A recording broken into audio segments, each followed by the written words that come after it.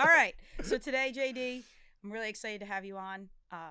I got to know you through applying for your company, Lead You, Yeah, because I saw your stuff on social media. I aligned with what the content was all about.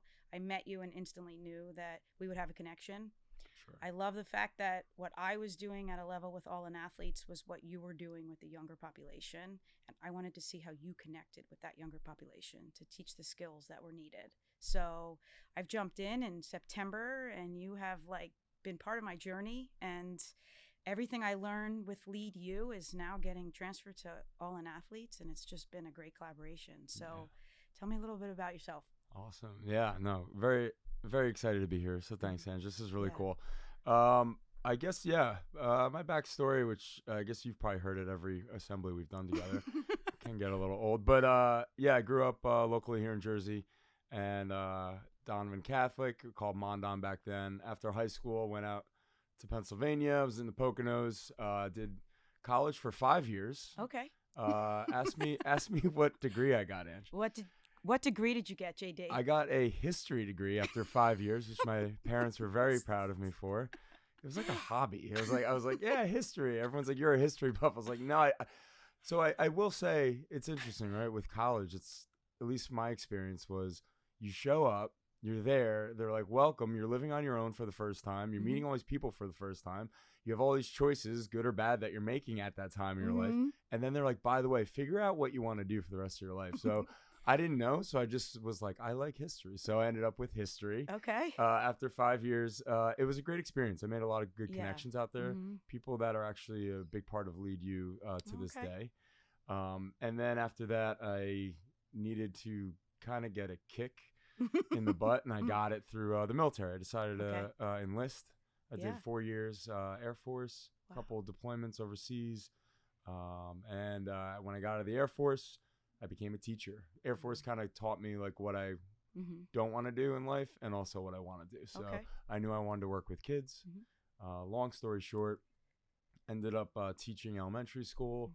And about 4 or 5 years into that, I forget now, we started Lead You. And that kind of brings us up to now. That was All about right. a decade ago. Oh my gosh. It's crazy. So yeah, Yeah. that's the JD bio. All right. And Yeah. Lead You, what did it start out for you? What was the why behind it? Great question. So I worked with a company that I guess I was a part owner of at one point that was called Shelf Leadership. Okay. And it was essentially a company that was started by a few people that I graduated high school with. And I say company in quotes because we had like 2 clients. One of them was the high school we went to. Essentially, this leadership company was it was a 3-day camp up at Villanova Okay. that we used to do with the students. So it was I mean, I would go out there even when I was in the military, and it would be the best 3 days of my year. Yeah. And I'm not just saying that. It Yeah. was I always talk about the drive home from that camp. Yeah. And I would drive home from Villanova just like with this feeling that I didn't even know what it was back then. I just knew like, yeah. Like I was like literally, you know, when like you're in your car and you're singing like as loud as you can. For me, I was singing like 90 songs, like just, yeah, I felt that on the way home. And I was like, that's the feeling I want. That's the feeling I need. Yeah. And the fact that it only happened one time a year bummed me out Yeah. a little bit. Yeah. And so after teaching, I was also doing this in the summer, and I got the feeling of like, I want that feeling. And how do I attain that? How do I make that my drive home every day?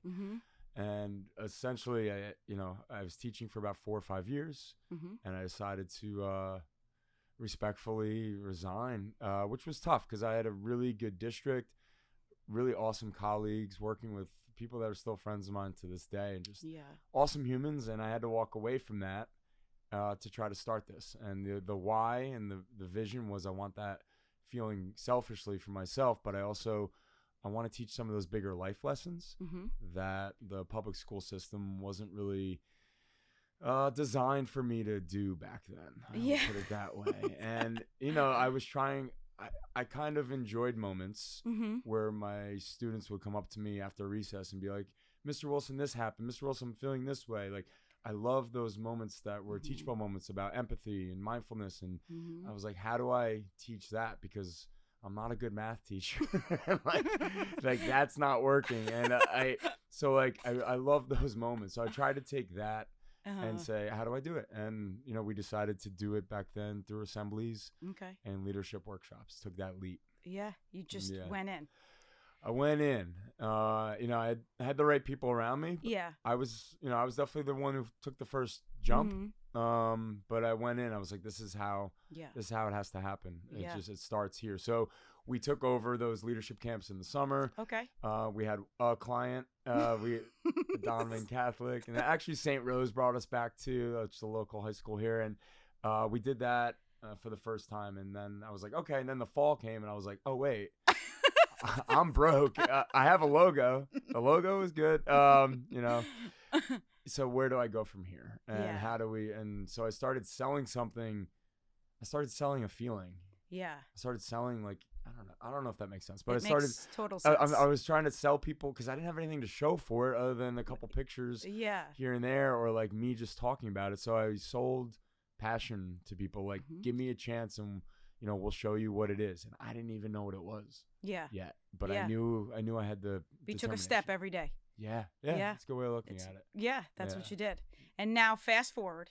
Okay. Here you are. I mean, I'm part of a crew that gets chosen, and now you are double booked, triple booked. Yeah, it's working right now. It's working right now. The kids need us.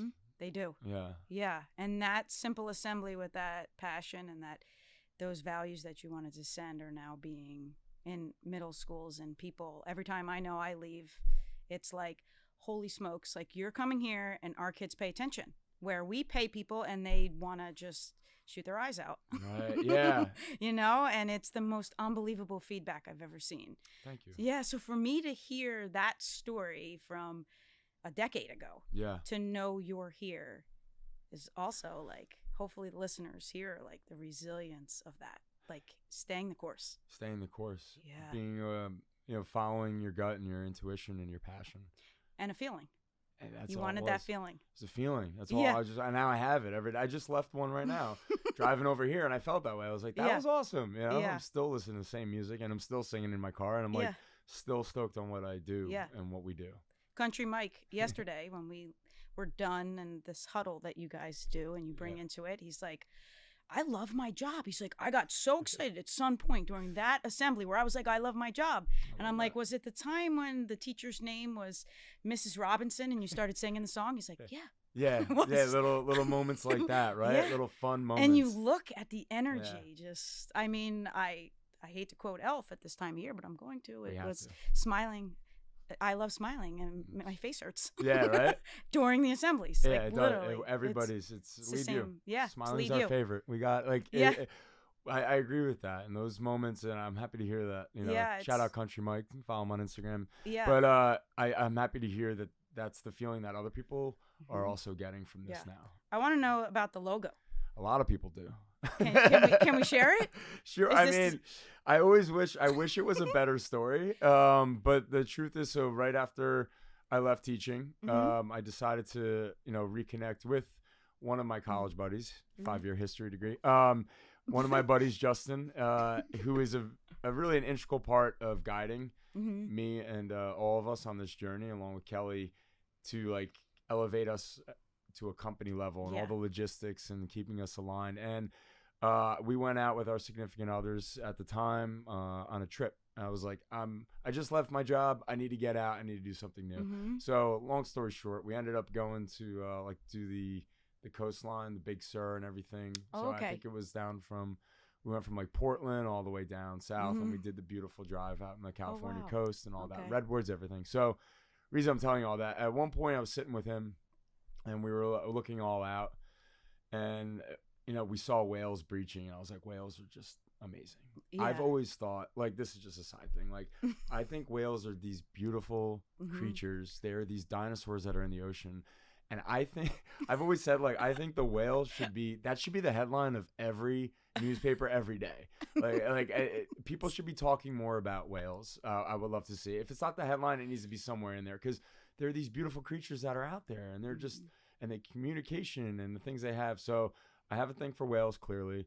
And I tend to wear hats a lot. Yeah. Yeah, it's something that was like a midlife crisis where I started wearing hats years ago. And so for me, I was like, oh, we need a symbol.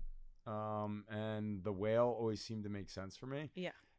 I'm not the symbol. It doesn't. We need something that kids can relate to and see. Yeah. So I went back and I was like, we're going with the whale. And I had someone I worked at Barnacle Bills in Ortley Beach. Yeah. Shout out to AJ Kelsey and Bill and all of them, Joanne. And I worked there, and I think the person I was working with at the time, one of the servers, she like sketched it out, and then Kelly and I looked at it, and we got like different feedback. And wow. This is where we're at. Yeah. And for those that think it's the Vineyard Vines whale, I will point out that this whale looks the opposite way and has a hat on. So you take that. So here's the original thing for me when I saw you on Instagram. I was like, wow, a Vineyard Vine whale. I'm like, and has a hat on. And then I'm like, let me go through this Instagram. Yeah. So then I see you, and you go to work every day with a hat on. And like, here I am. I'm like, I leave teaching. Everybody used to pick on me like, hey, Ange, like you need to like dress like a woman and a professional. And I'm like, I just want to wear my hat every day. Well, like that's the feeling I was chasing. Right. Like this guy stands by whales and wears a hat every day. Every day. I'm like, I gotta find out more about this. Right. And then I realized this is not a bougie whale. This is a true whale. Yes. With a hat. And then I met you, and I was like, I'm gonna wear a hat every day. This is cool. It's good. It's good, right? That's what drew me to it. And it was one of my mom's pet peeves about me, is that like wearing hats inside. It wasn't a military thing. You're not allowed to wear hats inside. Growing up in a Catholic school, like no way would you wear a hat inside or church or anything like that. So for me, I like kind of created this. I guess you could say I created this so I could wear a hat. It's inside. you. I love it. And it's no disrespect. I call it out like it's but for me, it's my comfort zone. It's where I'm at. So that's what it's all about. That's the story of the whale. And there's something deeper behind that, like because it's showing kids that they can be who they are, and then chase a dream with that in mind. Because a lot of kids think they have to be something that everybody else is. Yeah. And it's like, you are truly an example of like, hey, I want that feeling. I want to wear a hat. I love whales, and I want to empower kids. Yeah. So let me go do it. And I'm going to do it my way.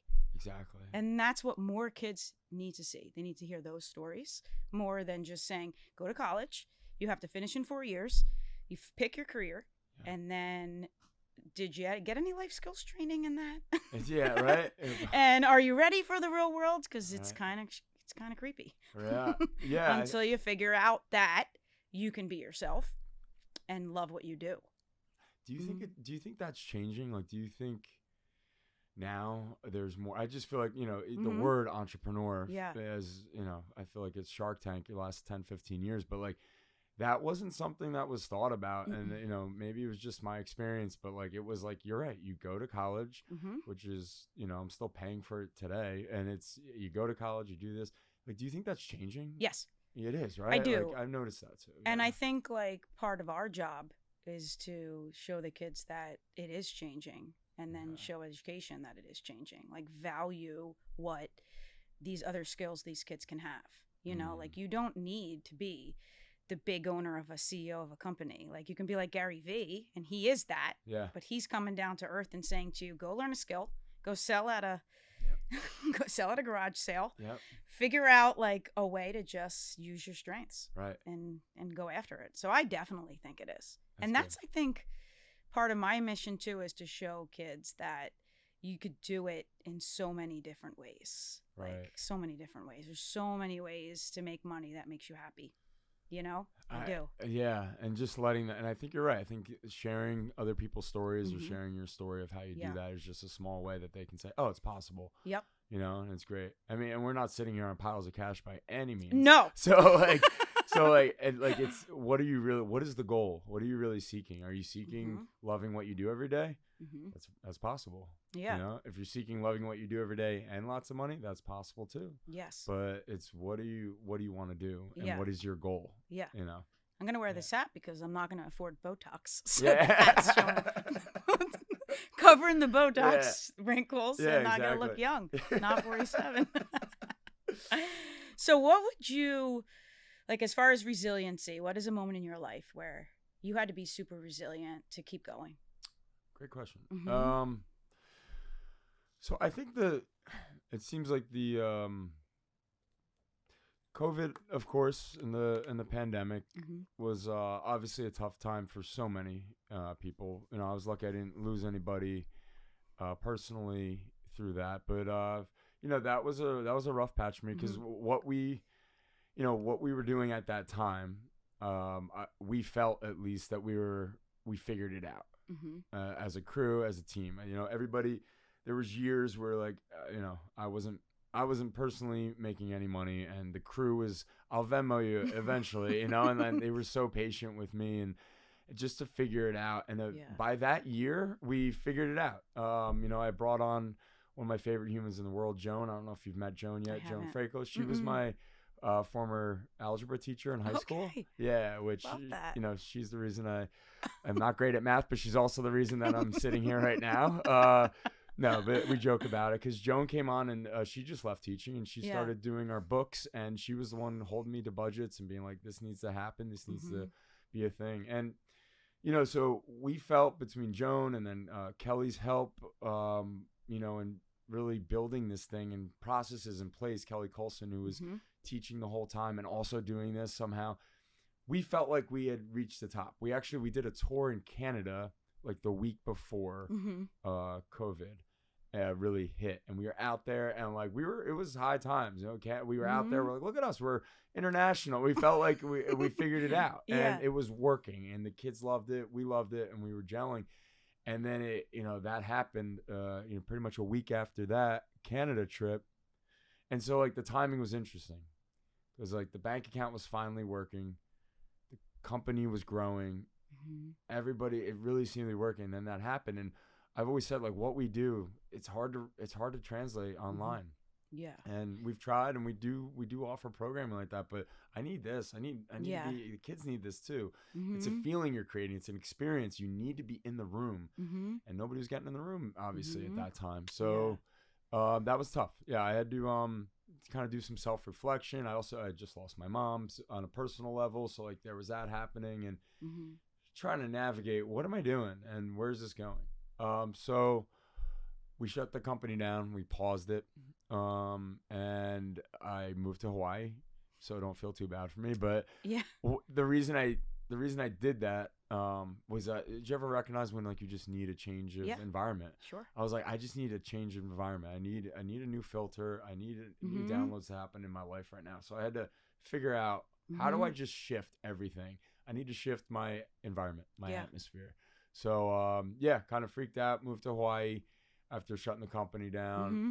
Got a teaching job out there. I taught third grade at a small private school on Oahu.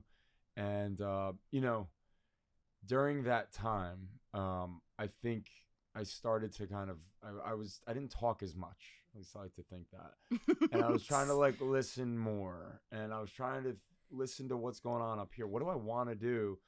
What just happened, and where am I at? Do I want to stay in Hawaii and maybe, you know, teach third grade the rest of my life?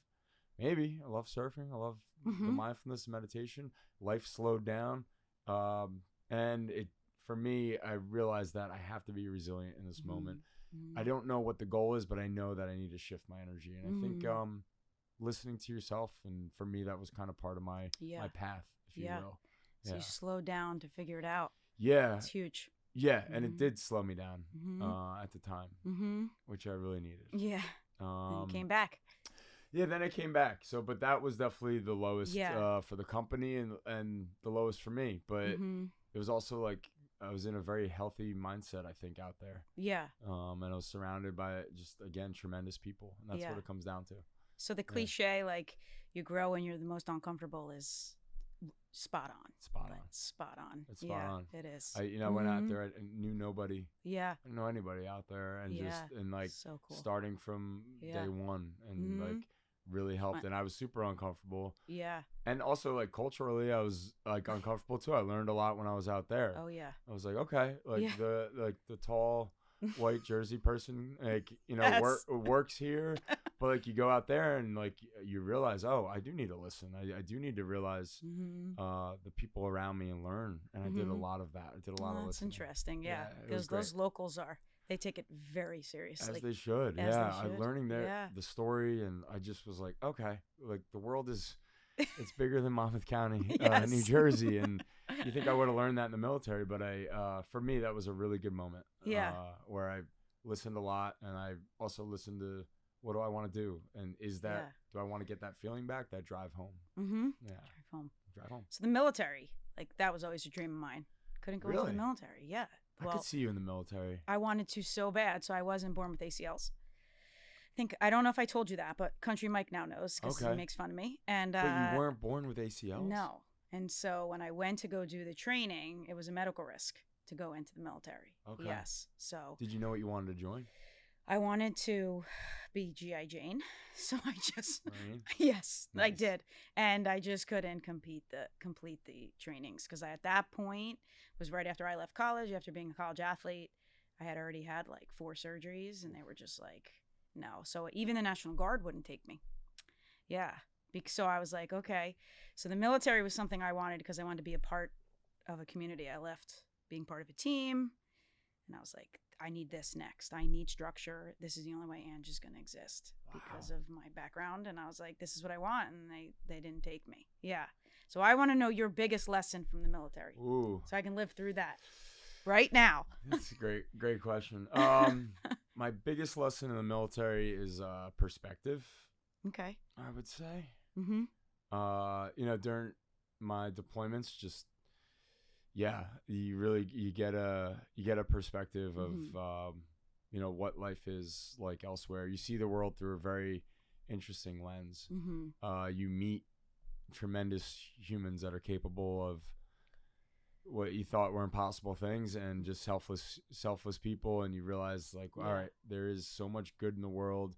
The situation that we're in right now doesn't feel good, but there is people trying to do good, and you get a perspective for the people you're with, and the people you're, in my case, trying to help, and the lives that they're living, and how that works. So, you could see it in headlines. You could see it, when you're scrolling on TikTok or Twitter or anything, wherever you're getting your news from these days. But there is true perspective in person, and I left very humbled, I hope, by that. Yeah. That's cool. And the other thing I learned from the military, like, quite honestly, is I learned what I didn't want to do for the rest of my life. Yeah. And that's okay. Like, I went in, I was like, all right, well, that ain't it. But because they got me, as far as enlisting, and like they definitely were like, there was things said and things that I was like, okay, this is, the video, I was all like, this is my life. And very quickly, I learned, I was in Iraq like 8 months after training. Like, it was like, all of a sudden I'm sitting here, I'm like, this is not how I saw this going. I thought, and that was okay. It was what I needed it. And I learned very quickly that there are lifers in the military, and I give them so much credit. And then there's I was on that 4-year plan, and I was happy to part ways. So I learned, and you have a lot of time. They say like hurry up and wait. There's a lot of waiting in the military. Yeah. There's a lot of sitting around and waiting, and during that time, when you're, at least again in my experience, when you're sitting there waiting, you're like, what do I want to do? I'm at this post for 14 hours. Wow. And I'm just sitting there alone. Yeah. You don't have no phone, you don't have anything like that, and you're just looking out, and you're like, all right, what is it? So you have a lot of time to think. Yeah. And I realized what I didn't want to do, and what do I want to do? So it was again kind of like Hawaii. Yeah, it's almost like you craved that moment again. Of being on that post, getting out of here, going there, and being like, okay, I got to sit with myself. I got to sit with myself. Yeah. Yeah. Which isn't easy to do. And no. At least living here, and we were talking earlier about the rat race that we live in, at least here on the East Coast, and it's like, it's harder to find time to sit with yourself. Yeah. You have to like train yourself. It is. And have discipline to sit with yourself and say, okay, I need to work through this emotionally and mentally right now. What do you use for strategies right now? How does JD come down? It's a great question. So for me, it's been, I've been practicing yoga for about 10 years. Okay. I recently got my teaching cert. I took an amazing training with one of my good friends now, Amanda, Jandy Yoga, and that training process really taught me a lot of the mindfulness behind yoga. I use yoga, and I feel like we've talked about this maybe, like you like the workout. I like to work out. You want someone, you're looking for that military yoga experience. I am. My class can feel like that at times, but during my training, I really got a lot of the, the reason for it and the mindfulness component of it. I felt like I said it a lot. Yeah. I used to say like, oh, I love yoga for the mindfulness, but I wasn't living that. No. And now I'm able to teach it and I'm able to enjoy it. So I would say, to answer your question, teaching yoga gives me that peace. The half hour before class when no one's there and I'm just sitting there alone thinking like, okay, and you get into a different mindset. Yeah. The other thing is the ocean. And you still surf? Yeah, I guess cool. you could call it that. Okay. I still get in the ocean when I can. And, I just got a new surfboard because I'm like, I need that motivation to get back in there. A lot easier in Hawaii. There's a lot more challenges and steps to it. Okay. So, but I still get into the ocean and get on that board if I can. Because for me, it's that peace of mind. There is nothing that can compare to being in the middle of the ocean alone with your thoughts, just listening to the waves and listening to that. So the ocean, surfing, and yoga are my safe places and the places that I use. It's so crazy because seeing you perform is just so awesome that you give every ounce of your energy to those kids in our team. Like it's the coolest thing ever. Like it's cool that like people need to see that is important to you and that grounds you. Yeah. And I think people need grounding, and that's big strategy for mental health and their wellness. Right. Like, it's cool to see that. Like, it's almost like, how do you fill your cup when you're filling everybody's cup all day long, giving all of you? That's and the truth is, I don't know. Maybe it's like the lights in here or whatever, but like I feel like, and even podcasts in general, when you're listening to podcasts, like you always think like, oh, this is a person who has it figured out, or like this is a and like I'm far from that. Yeah. Like far from that. Filling my own cup, and I've been very honest about this on like Word of the Week or whatever. Like it takes practice, and it's something that I'm always working on. Every day. But like, what does that look like? It's like, all right, is going to the gym filling your cup, or is that starting to become something that is a routine you have to do? Is that becoming a stressor, or is it? So it's what is filling your cup, and the truth is like, I don't think I'm ever gonna be able to say like figured it out. No, I'm good. I don't think anybody can. No. So we got to take that stress off of ourselves because if you think you have it all figured out, then the one thing happens and you're like, oh man, like you say, it's so easy. Yeah, I'm just gonna go on my surfboard in the middle of the ocean after a lead you assembly and figure it out. Nope, doesn't work like that. Yeah, it doesn't happen. No, not so much. Yeah. So it's a battle every day. We got to get in that battle. Yeah. Yeah, and it's the hidden opponent battle that no one talks about, in my opinion. Wait a minute. Yeah. You gotta tell me more about that. So I think the hidden opponent, like the person inside of your head that's like, hey, the easiest thing to do right now would be to just stay in this rat race. But I'm gonna fight that hidden opponent, and I'm gonna go this way, and I'm gonna take care of myself. Yeah, and I'm gonna fight him. Yeah. So the hidden opponent is actually an awesome mental health athlete nonprofit. And they talk about the hidden opponent in athletics, being the one that you really should be battling against instead of these opponents. Wow. And so I've been really following a lot of their stuff. And I think it's important that you fight that. And it's not just in athletics. It's in every day. It's, when we leave athletics, you're still fighting it to find that balance. Yeah. A hidden opponent. A hidden opponent. I love it. I'd like to do a visualization with that. Wouldn't it be like it'd be interesting for kids to draw? Yeah. I don't know if they do stuff like that in this nonprofit, but like that's where my brain went, is what activity can you build around that? So that kid, that's actually smart. If you visualize your hidden opponent. Yeah. What does it look like? There it is. It's this guy. This guy looks like a Jeffrey. I don't know. But like who's the you're looking at, like if you visualize that hidden opponent, I feel like it helps you make it real. And then it's like, all right, so how do I beat him? How do I take my, because some people are competitors for life. Right. So that's why it hit home for me, because I'm like, I'm gonna battle that guy. Right. Like that's how I compete some days. Like some days I'm like, all right, how am I gonna be the best version of myself today? And what does that look like? Am I gonna win the day? So how do I beat him? It's always a him. It's always a It is, because I'm gonna beat the guy. I gotta beat the girl. Take that guy down. Yeah, I beat the girl enough. I love that. We should explore that more. We should. Yeah, it's interesting, but I thought it was cool. So what would you tell your younger self? So younger self, let me think. You're in the middle of lead you, and what would you tell yourself, like, to give advice to a person in that space of their life where they're chasing their dream, they're searching for that feeling? What would you tell them? Would you So tell JD? what would I tell young JD at an assembly? Young JT at an assembly. Oh, he's hanging out at an assembly. Almost like a high school JD. High school. Okay, that's right. fair.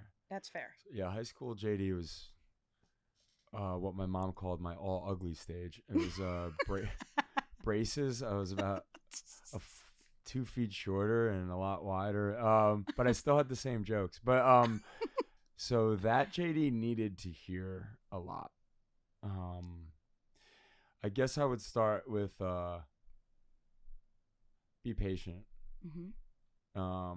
And right now we live in such a instantaneous society, right? And it's like this world of like self-gratification all the time. I'm extremely guilty of it with the phone and whatever it might be, but be patient. I would tell him. And it's, there's always like, it gets better. Like things were not bad, but like internally, I think, you see other people's successes, whether they were the star athlete or they were just someone on stage performing, and you want that for yourself. And it doesn't seem attainable at the time. It's how do I get to that level? How do I get to do that? And I would just say be patient and enjoy this. Those would be the 2 things I'd say. It's tough. I think I needed to enjoy what's happening around you right now. Yeah. Because like all the really struggles and the challenges you're going through, enjoy as much as you can. Enjoy these moments, because you're gonna look back on it and just be like, oh man, hell yeah, that was such a great time in my life. Yeah. Yeah. Or it's building me for this. Getting me ready for this. Get me ready. You have to go through that. Yeah. So I think those would be 2 lessons. Okay. What would you tell young Ange? What would I tell young Flip Ange? the table on you a little bit. I would tell young Ange that this is corny, and this is a little plug for my book. Wait, hold on. Yeah. You're talking to us about corny. I know. Sometimes I'm like, wow, this is really corny, but these guys got me doing kings this. Of corny. Yeah. Seriously. I run around like being excited with my hair. Oh my gosh, the hair flip. All right, so tell us. Yeah.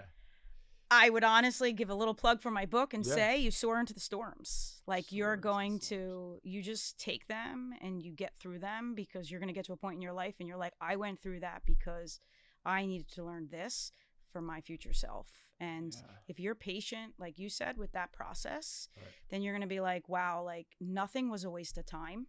And every hardship made me appreciate this, but I'm not done. Because there's going to be another storm, and then that storm's going to prepare me for the next thing. And that's really the journey of life.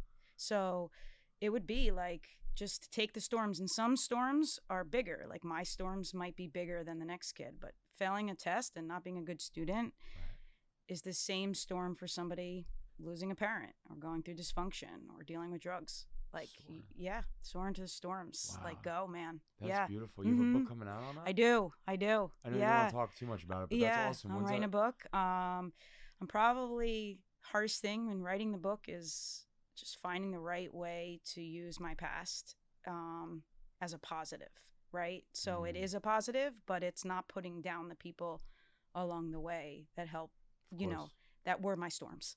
Right. Because those storms were meant to happen. So you want to kind of say it in the right way. So I struggle a little bit with that. Of course. Yeah. So I want to say it in the right way. So I go back and then I rewrite, and then I go back, and then you want to tell all the stories, but you don't have to. You only tell some. Right. So I finally had to enlist some help with that, because I was like so scattered. I was like, I know your this brain. Story and this story and this story and this story. And then now you have to kind of come, But I just wanted it to be like 100-page. I compare everything I went through to a part of a storm. So it's like chapter 1 is the gathering clouds. Nice. Your storm chasers, people in your life, the lighthouse. Finding your lighthouse in a storm. Eagle mentality. My grandfather passed during COVID. He raised me, and then my grandmother passed a week later. So my grandfather loved eagles, and I never knew that was so important to him. And then I finally figured it out when he was dying, and then all of his books that I received when he passed, I was able to read about it. So I always wanted to honor him that way. That's So beautiful. yeah, it's cool. That's It's so gonna cool. be cool. I love the way your brain works. That's yeah, all, yeah, same way. Yeah. It's that whole. So yeah, so I would tell my younger self, like, just soar. Just go through them. Do it. Yeah. You got it. Yeah. And there's other people going through their own storms. Yeah. Yeah. The one question I do want, like, which is cool, because I want you to be able to. I mean, I get to see it up front and close. Your crew does. SPSU gets to see it. Yeah. Like, what is your vision for Lead You? It's great.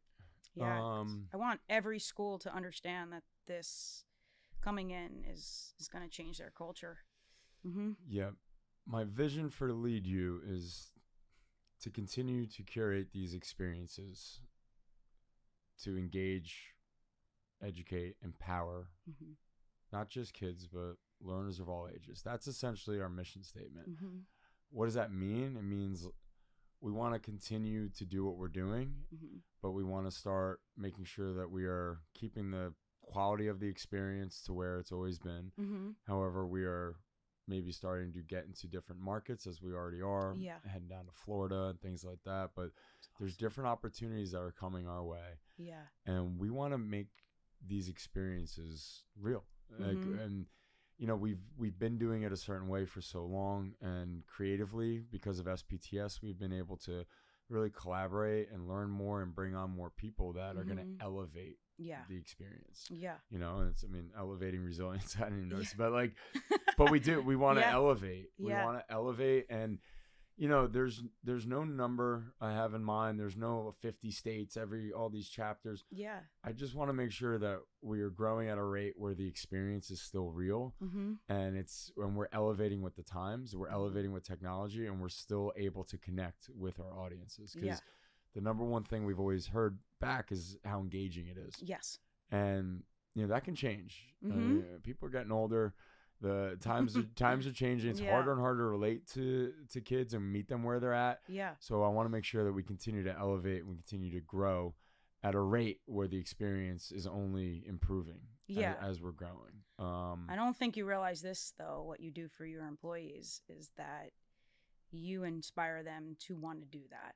Like, you inspire them to do what you guys do so that you can continue that. Like, you bring in people and it's like, hey, like, I would want to be a program lead, and I will lead that skit, and I will do that bit because, hey, they're doing it. They're getting this reaction. So you're also doing it with your staff, which is cool because that's who are your foundation. Yeah. So you're really doing an awesome job because they're the ones that are going to grow you into those places. To be able to say, oh, JD's in Florida. We're here we're here in Jersey, and we're doing exactly what JD, and you do it the right way. I've been around a lot of leadership. Okay. You do. I appreciate you saying that. Yeah, because you care for us. I do, and I care about your experience. I care about the audience experience, but really I care about the crew experience. I want you to have that drive home. Yeah. I want you to have on some level have that drive home, and you know, and I appreciate you saying that because that's like a new thing for us. This growth that we're experiencing. And it was hard for me to step away a lot. Like, I haven't really even worked too much with you. No. Because you've been working with other program leads, and you've been like, and normally it's always been me. And I think for a while it was kind of even the JD show. And it's been very rewarding, to my surprise, just being honest, seeing other people run with it. Yeah. And like put their own, like Country Mike puts his own spin on so many things, different bits that Nina and Cecilia are doing, or different people. Like Connor has this whole different things that they're doing, and like in the beginning I was kind of, it's tough for me because I'm like, well, that's not how I said it. I used to do this 80s reference that was funny, and like, and now they're like, but nobody's laughing at the Julio joke that we used to do. What is it, Julio in the schoolyard? What are you doing? Like, I was hanging out with Julio in the schoolyard or something. I think that was, shout out J-Rod, who came up with that joke, and like that joke used to be amazing and kill. And then, like, I think it was one day, I forget who had to tell me. It might have been Lisa, but somebody told me, they're just like, I don't think the Julio thing is hitting anymore. I think people have grown out of that. The people have retired that. But what I'm trying to say is it's been very rewarding for me to see other people embrace it and see where they're taking it while keeping, you know, the core of what the program's supposed to be about. And, I'm really happy to hear that. It's true growth for you, though, to, like, as an entrepreneur, you have to surround yourself with people that are just as good, you know, but they're following JD's lead. So their jokes are different based on their personality. Like Connor and Mike are two different, Country Mike or Conch. He said Conch. I'm like, did they hire someone new? We have a new person. Like, what are all these? What are all these nicknames? There's a lot of nicknames going on. Yeah, you're right. So it's like, it's cool to see, but the basic is we're going to make jokes. We're going to empower. We are going to inspire these kids, and you let them do it their way. And that's why it's growing. Yeah, because you're letting each individual personality do it their way. It's creating and it's creating a safe space, and it's creating an environment for play and for grounding, right? Yeah, sure. And that's what we try to do. Is like we want them to play, and we want them to feel grounded in this play. Yeah. And that's not easy to do. It's you know, we show up to a different place every day. Yeah. And we're like, all right, how do we make this gym? How do we make this room like? Even like I can't help it now when I go to places. I'm like, oh, I would do this differently. Like I would set it up like this.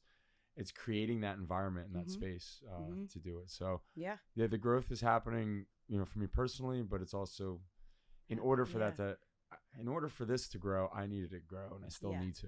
Yeah. Does that make sense? Yeah. Yeah. Well, we're all here for you. Oh, I know you are. I love it. I know you. I want to know you. I want to maintain that. I really do. It's awesome. So, thank you. Yeah. This was awesome. Just so you know, I have the feeling when I drive home today on a Friday to go home for pizza that I want this feeling every day. Right. To interview people like you. I appreciate that. Yes. That's what it's about. Thank you. No, I'm going to have a great drive home too. I hope everybody listening is having a good drive home, or you're attaining that drive home. Yeah. And search for that feeling. Search for that feeling. And go lead you to your schools. Yeah. Nice. Yeah.